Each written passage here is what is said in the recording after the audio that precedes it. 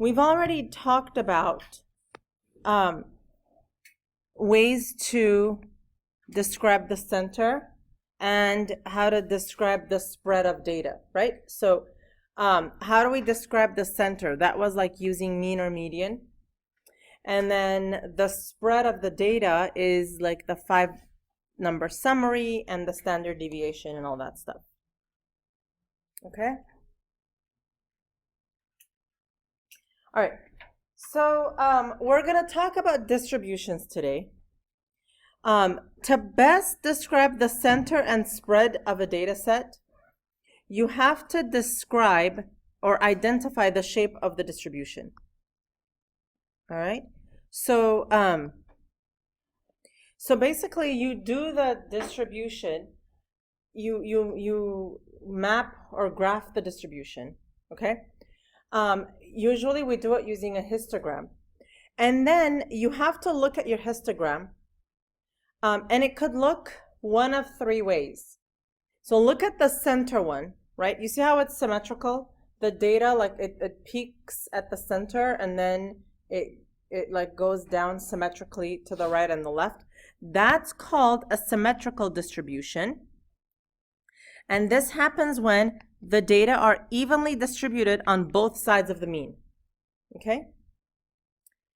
It also means that the mean and the median are approximately equal. Okay?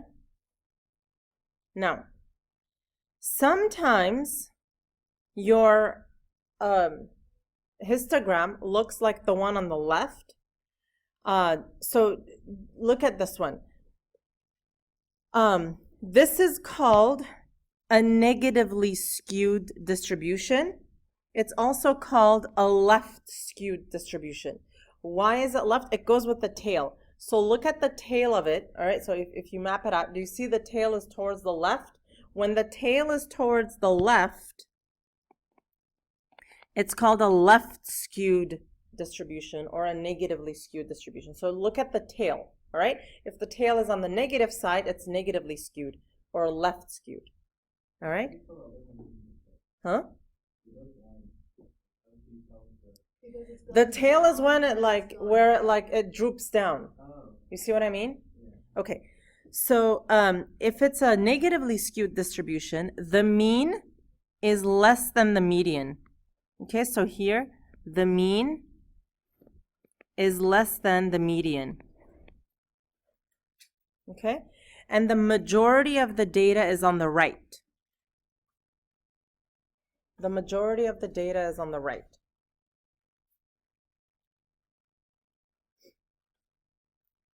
Okay, so what does that mean?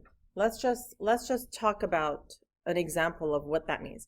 So suppose you have some scores on a test, okay? And suppose the average of the scores was a 72%, okay? And the median is a 73%, okay? So what's the median? The median is exactly halfway, right? So if the median is 73%, that means half the kids in the class scored what? 73 or above. Above 73. Okay? Now, so this is telling us half the kids in the class scored above a 73, but what's the average? The average is 72. So half the kids in the class did better than the average. That's what that looks like. Okay? All right. Here, what about the other version? A positively skewed distribution or a right skewed distribution. Okay? This is when the mean is greater than the median. Okay, the mean is greater than the median. So suppose this is the median. Okay, it's 77%. What would the average of the test be? Like 78 or 80, okay? Okay. So what does that mean? Half the kids did above a 77, but the average was like an 80%. Okay?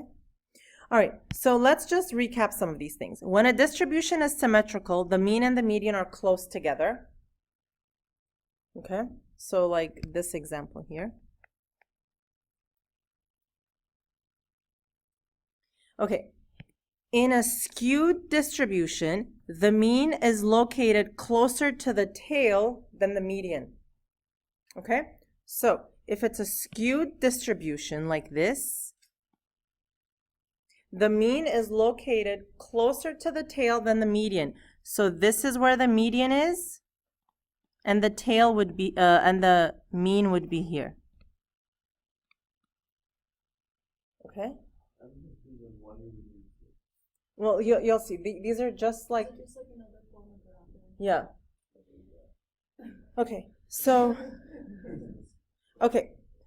now let's talk about outliers. Do you remember what outliers were? Yeah. What are they?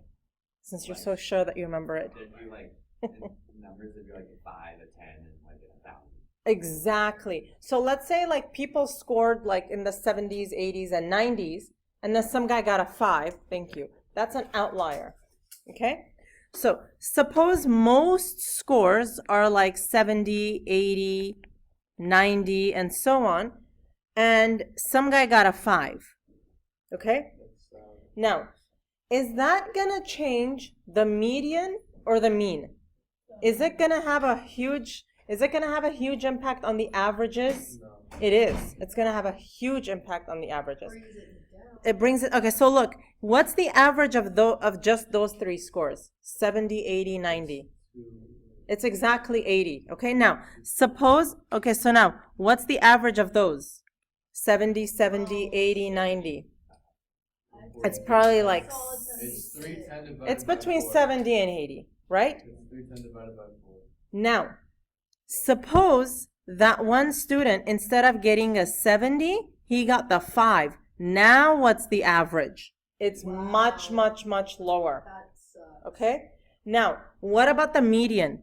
Let's look at median. So you have 5, 70, 80, 90, or you have 70, 70, 80, 90. In both cases, the median is in the same place.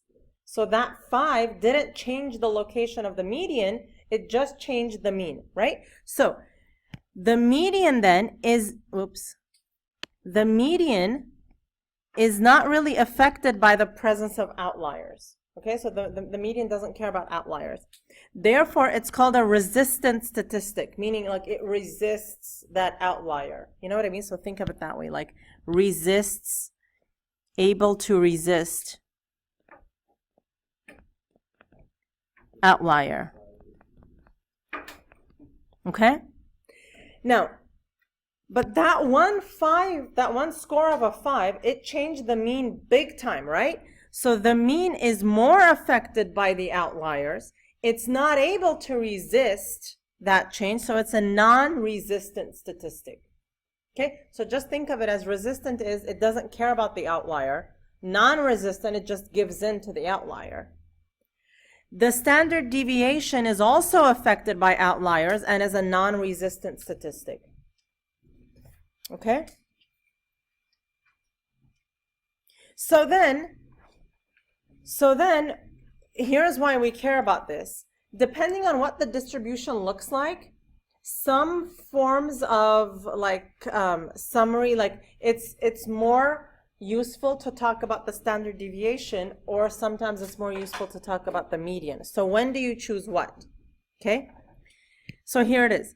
If the distribution is reasonably symmetrical and free of outliers, we use the mean and the standard deviation. So if there are no outliers, it's helpful to use the mean and the standard deviation. Just like when I talk about your tests, right? Or not your tests, like a group of test scores.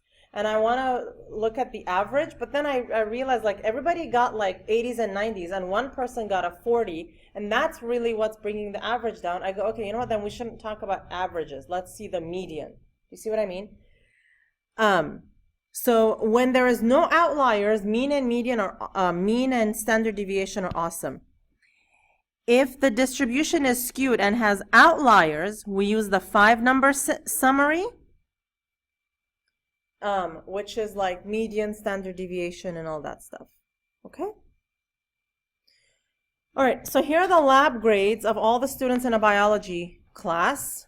Construct a histogram using the calculator and use it to describe the shape of the distribution. All right, so let's just do a histogram. Huh? I remember I was really confused with the histogram. We're going to go very, very slow. Okay, what's the smallest number here? 63. Oh my, where is that even? Above the 94. Where's the 94? Next to the 76. Are we looking at the same data? It's the second to last row, fifth column. Oh yeah, okay. What's the highest number? 98 next to it. Ooh, look at that. He's overtaking me. What? He's overtaking me. Okay, so let's go to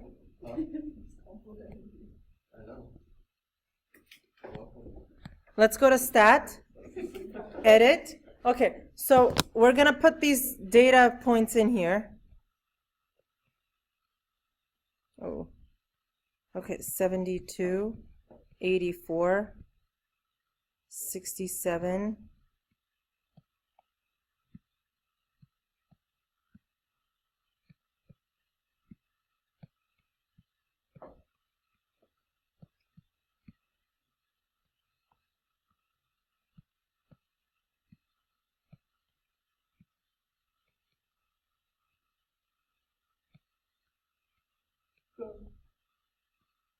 You don't listen to what you say.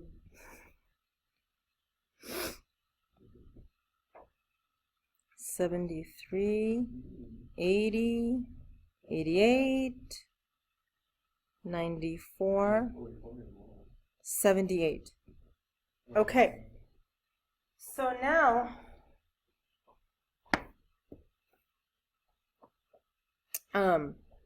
we want to go.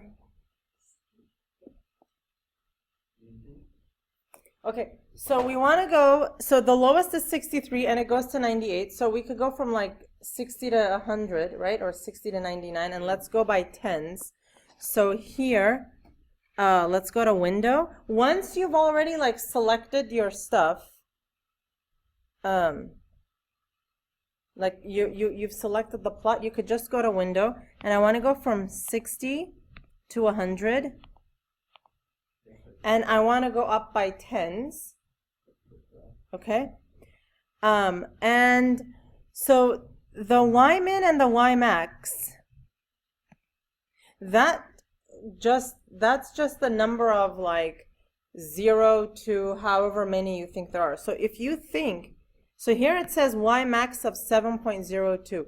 If you think in any of the bars, you're gonna have ones that go past 7, then you can change that too. So for example, let's say there are 15 scores between 70 and 80, right? That 7 isn't enough. So you can change it to whatever you want. 20, you can change it to 10, you can change it to whatever you want. Huh?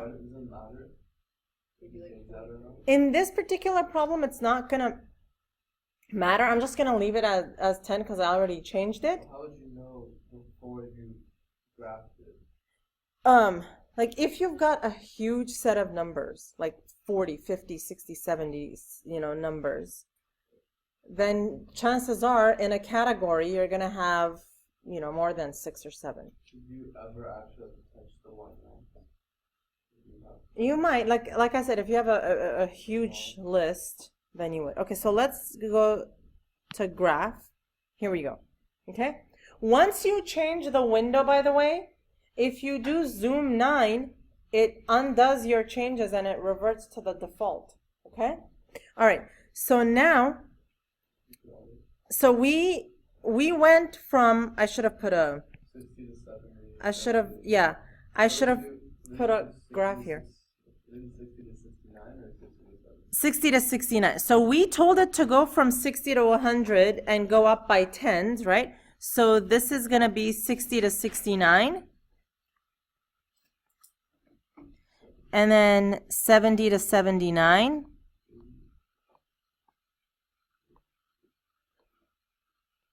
$90 to $99. And that's fine that in the calculator you said 100. Like it knows, it's smart enough to know. Okay, but here you don't want to put 100, you want to put 99. Okay, so let's trace this. In the first category, we have 3.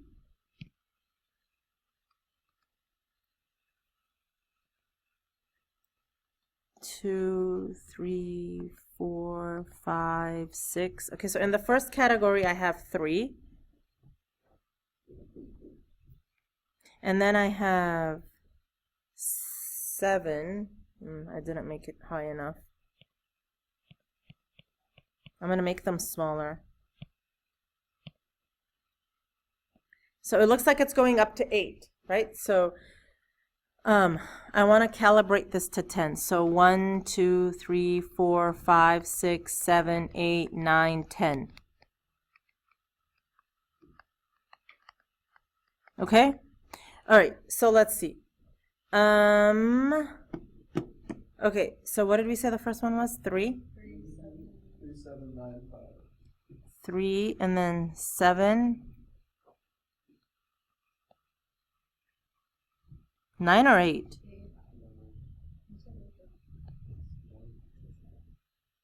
I have 8. Do I make and this one is 5. I wonder if I skip the data point. I can fix it. And then the other one is 5. Okay, so let's see. If you have so how many numbers were in this list here? There's 1, 2, 3, 4, 1, 2, 3, 4, 5, 6, so 24, right? Let me go into my list. Oh, look, here I have a 0. I shouldn't have a 0 in there. After 67, it's 80. I'm sure that's what it is.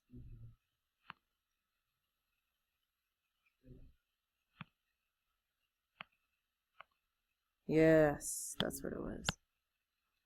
All right. Cool.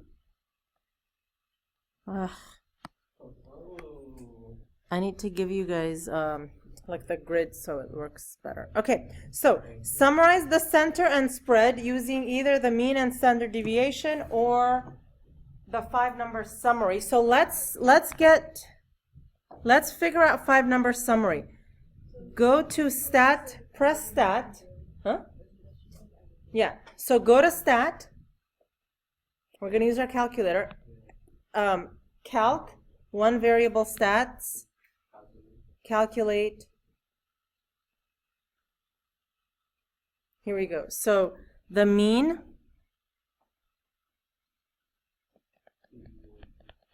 81.25, or we could go to the first.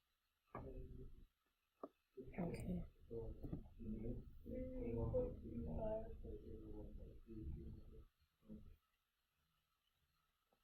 Okay, so and what's the standard deviation? Isn't it? It's 98 minus 63, right? Last one. It's 9.3. It is 9.5. Is it like I thought SX was 70. I don't already remember. You get different numbers for what? So here's the thing. Yes, you are going to have homework. So here's the thing. It says use either the mean and standard deviation or the 5-number summary. So we chose the mean and the standard deviation. Okay, why did we choose that? What did it say here? Because look at the red at the bottom. If it's reasonably symmetrical, then you can use the mean and the standard deviation. Right, but Like, so if this histogram was completely skewed to one side, then we would have used the 5-number summary. Okay?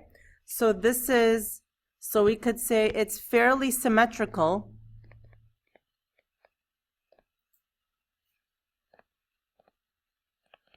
So use mean and standard deviation. Okay?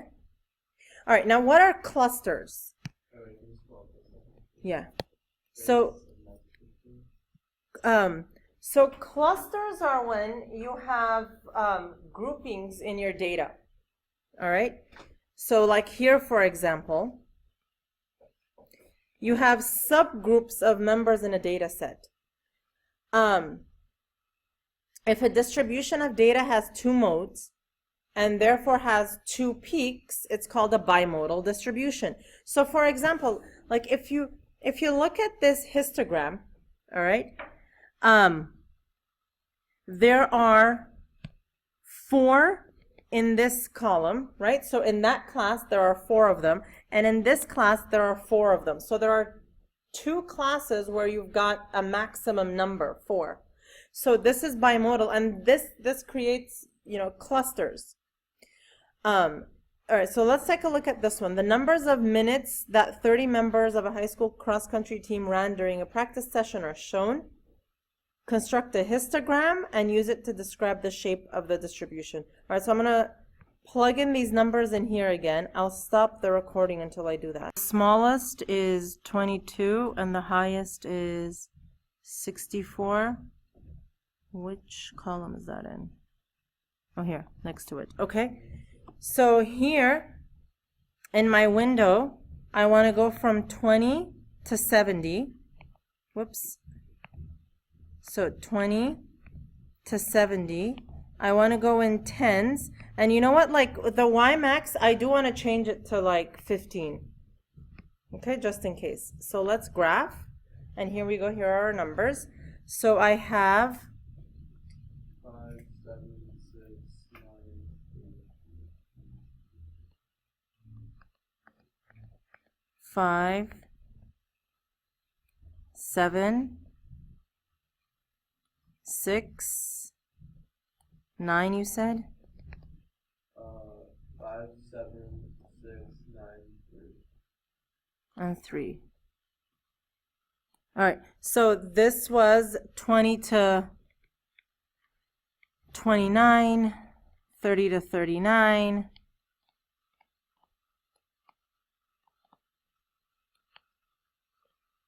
And here you want to go 1, 2, 3, just so you know. Now, this is practice times. Okay. All right. So now it says, summarize the center and spread of the data using either the mean and standard deviation or the 5-number summary, right? So yeah, it says to choose. So basically it's asking like which is the best one to do. Huh? Right, so let's do that one.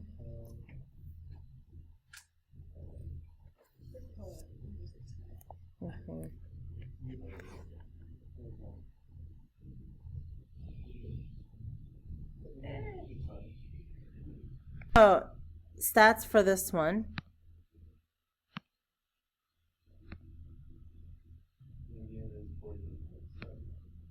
Right, and yeah, and here's all the information. So the median is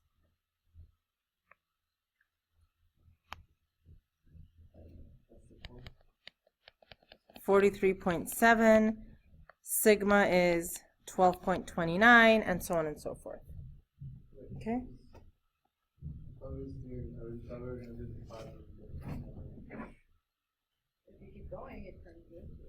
Yeah.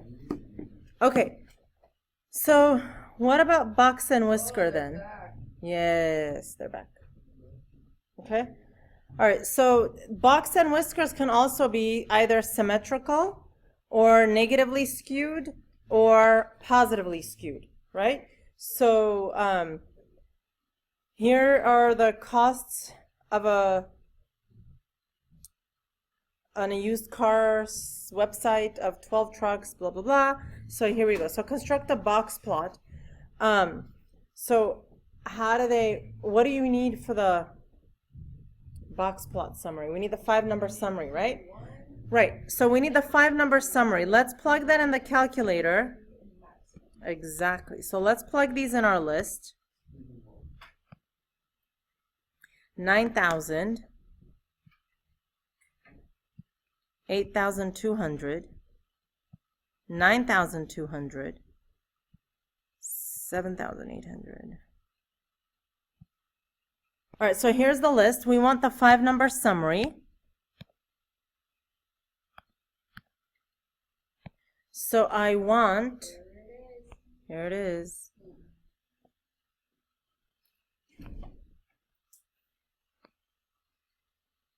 Okay, so what I want is the median. Okay, so Q1 is how much? 7,000.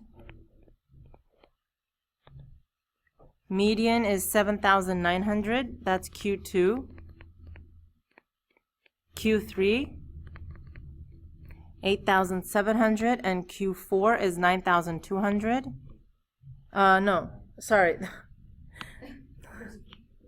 Sorry, the maximum is 9,200. And what was the min? 5,500. All right, so I want my box plot here. What is it going to look like?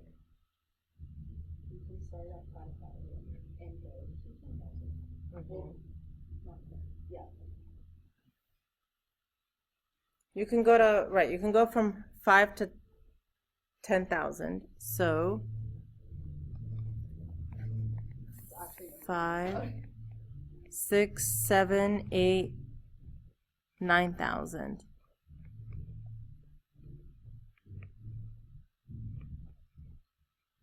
Okay, so the min is 5,500. Right in the middle. The max is 9,200 right there. The Q1 value is 7,000. Q2 is 7,900. Q3 is 8,700. And that's what it looks like. Okay.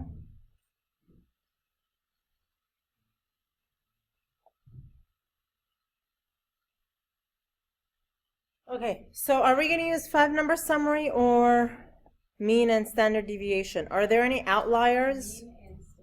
Right, mean and standard deviation. And you can go in that same statistic, and the mean is 7,775, and the standard deviation is 1,092.49. All right. And the homework for Monday is this right here.